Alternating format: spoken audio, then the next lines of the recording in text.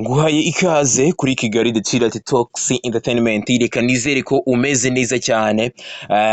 Nawe utameze neza, biraza kugenda neza, ikibazo ni igihe gusa.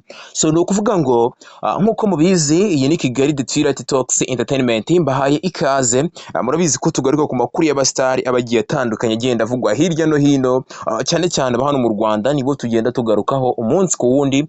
Dore ko nta na gito mba nshaka ko kigucika kigendanye n'amakuru y'umuntu ukunda. Ni ukuvuga ngo iki kigezweho noneho ni uko indirimbo Sikosa nk'uko mwari mubizi ko igiye kujya hanze cyane vuba bidatinze, ubwo bayitangaje last week bavuga ko muri iki cyumweru noneho iyi ndirimbo iraza kujya hanze nta kabuza, kandi nk'uko byagiye bigaragara bagiye bayamamaza no kuri platform zabo, yaba The Ben, yaba Kevin Kade, yaba uwo bita Element, ariko iyi ndirimbo bisa nkaho igiye gutindamo birenze uko twabitekerezaga. So ni ukuvuga ngo ikiri gutuma itinda nuko hari ibintu bimwe na bimwe bitaragenda neza bigendanye n'amasezerano uwo bita Element afitanye na 155. So uribaza ngo byagenze bite? Uyu Element agiye gusohora iyi ndirimbo na The Ben, ariko The Ben adafitanye umwuka mwiza habe na gatoya na 155, ndetse n'uwo bita Kevin Kade nawe nta mwuka mwiza namba afitanye na 155. Bivuze ngo ni nkaho ari abanzi babiri bihuje bakataka umuntu umwe wo muri 155. So uribaza ngo rero biteye bite? Ibi byose nibyo ngiye kukubwiraho, dore ko ari byinshi tugiye kugaruka muri kiganiro cyacu, aho ndaza kuguha proof y'uwo bita Dumba kabisa, abirambure ndetse abive umuzi n'umuzingo wuko ibintu bigiye bihagaze kuri ubu ngubu, aho Element ubu ngubu ashobora kuba yacibwa miliyoni zigeze muri 500 bigendanye na kontara Element afitanye na 155, bitewe nuko hari abari nanone navuga ngo bari kumushuka, dore ko ngo biri kugenda bivuga ko yigeze guhabwa miliyoni zigeze muri 80 ngabe yashinga studio ye n'umukire n'ubundi usa nka managinga uyu bita Kevin Kade. So rero ibi byose tugiye kuba twabigarukaho, ngere nkubwire uko bigiye bihagaze, wowe gusa utajya kure. So uribaza ngo iyi ndirimbo iri gutinda gute, kandi Kevin Kade wo bita The Ben bigaragara nkaho bari kuyamamaza, ariko amakuru amaze kujya hanze nonaha nuko uyu bita Element ashobora no kutazanayiririmbamo, bitewe nuko 155 nyine boss wayo atabishaka, kandi yabirengaho akaba yacibwa indishyi y'akabaro ndetse akanirukanwa muri 155. Nk'ukumvisha ibyo bita Dumba yavuze. Dumba ngira ngo muramuzi, ni umwe mu bantu kabisa bakunda gukurura amakuru cyane cyane, dore ko ibintu biba byavuzwe cyangwa se ibintu biba byavugiwe mu bwiru hiryo, hari igihe ashobora kuba abizi, dore ko ibintu byinshi bikunda kuba n'ubundi ugasanga bano bantu nk'aba Dumba hari amakuru afatika nyine babifiteho. Rero niwe wagiye gutya atangaza ko iyi ndirimbo atari buze kujya hanze bitewe n'impamvu runaka. Reka nze izo mpamvu aba arizo nkumvisha kugira ngo wumve uko bigiye bimeze. Wari utegereje iyi ndirimbo Sikosa y'aba basore uko ari batatu, ukamubwire ngo bawihanganye kabisa, wumve uko bigiye bimeze. Reka nze mbikumvishe. Indirimbo Sikosa yakabaye ari iya Kevin Kade, The Ben na Element, ntabwo igisohotse uko byateganyijwe. Iyi ndirimbo yakabaye yasohotse, ariko ikibazo cyabayemo ni iki ngiki. 155 bararebye baravuga ati Element arabadusuzuguye, bahamagara Element baravuga ati Element vayo hano, bamwicaza ku meza ati kurayo kontra, ati iki niki, ati ngo Element atangira kwivugisha ngo je sinarimbizi ngo sinzi ngo ati yanjye singomba kwira imitango, ngomba gukora na The Ben. Ko Kigali akamubwira ati okay, ati yo usesha amasezerano nkuko twayanditse, aya mafaranga ya naya miliyoni 500 urazishura. Element atitiye, baramubwira ati sasa rero icyo kiririmbo ntabwo gisohoka ukirimo, icyo dushobora gukora cyonyine. Buretse unyumvira kano kantu kabisa, buretse wumve neza. Hano bari bagiye gusora indirimbo, ariko 155 na management yose ntago bari babizi nyirizina. Noneho nyuma yaho babimenyeye bamwibutsa ko burya na kontra ihari, bamwibukije ko na kontra ihari. Aratangira avuga ati ntago nari mbizi, ati se ati miliyoni izi miliyoni zingana gutya 500 uri buze kuzishyura. Element aratitira ubwo buramwica buri ukuntu abigenza ati iyi ndirimbo iri buze gusohoka ariko irasohoka utayirimo, uretse wumve ibikurikira tu, uretse wumve ibikurikira. Dushobora kukwemerera ukayiproducinga kandi ugashiramo jingo ko indirimbo ari iya 155, ariko Papa Gigi nizajya amabwira Papa Gigi wumvishe ofa bamwatse ati iyo ndirimbo ntago urabuyirimo, atariko niyo wayisohora ati haraba harimo nyine ikirango cya 155, ngira ko akarango kabo murakazi.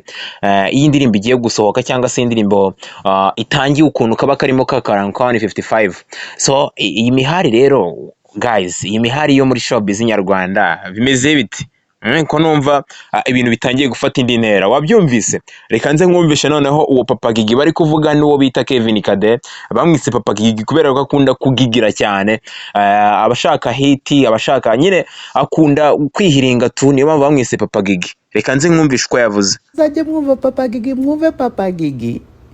Papa Gigi aho ngaho ntabwo byari byo. Uzi ko Papa Gigi yari yaragiye mu mutwe wa Element, aramubwira ati mfite bossi uva muri Amerika. Hari uwundi mu boss nawe waje umeze nka Coach Gayeri uri ku ruhande rwa The Ben, ariko uyu mu boss we yaraje abwira Element ati ndaguha miliyoni 80 uve muri 155 wiyubakire ball. Element nawe Papa Gigi amujya uraba Papa Gigi bakuri mu matwi nawe urabona ngabara sanga muyomba ngo bigira Element bavuyeyo man. Urumva ubwo Element bamwicaza hasi ba Coach Gayeri bari baramushyira mu bwenge, baramubwira ati banzu bare ubwo se miliyoni 80 kweri ntabwo tumaze kuzigushiramo. Element arabara kamwe kabiri gatatu ayumva miliyoni 80 avuga ati ariko siko ari byo, siko miliyoni 8 wa mukarita twari kuba waramusabye nka miliyoni nka 500 magana ngahe, ku buryo twana amasezerano yacu yasesukana twishura, ariko bu miliyoni 80. Element ari cyaravuga ati okay, indirimbo yanyu nyivuyemo. Ubu indirimbo ntabwo igisohotse nkuko yari imeze, ngo karagasuzuguro cyane muri 155. Umuboss amafaranga nayo afite. Gusa makuru mfite ngo business ya boss wa Kevin Kade na The Ben, ngo business yarahombye muri Amerika, iya Coach Gayeri iracyakora. Element ni wicare hamwe mu ntebe ukorere Coach Gayeri, niwe mukire dufite anyway. Ntabwo ariko Coach Gayeri ugomba kunyishura, bwira Ken yohereza. So guys, ngira ngo murabyumvise noneho neza cyane. Ati yagize gutya umuboss amuha offer yuko ashobora kuba yamuha miliyoni 80 ubundi akaba yatangira business ye nk'umuproducer nyine wigenga, ngira ngo muri kubyumva. Maze ubundi ubwo uwo bita Coach Gayeri amubwira uti se ubwo urabona ukoze imibare neza, urabona miliyoni 80 tutarazigutayeho cyangwa se urana tutarazigushyizeho. Noneho undi aratekereje navuga tuziko ari byo, wasanga ati mwazinkizo asanga nyine ziranarenga. Ubundi ahita tuza aravuga uti ya ndirimbo nyivuyemo. Muribuka ko iyi ndirimbo si ikosa, bye byaratangajwe ko ari ya Kevin Kade na The Ben ndetse na Element, ndetse Element yari kuzashyiramo n'ijwi rye, atari byo kuba yanayiproducinga gusa, ahubwo yari gushyiramo n'ijwi rye.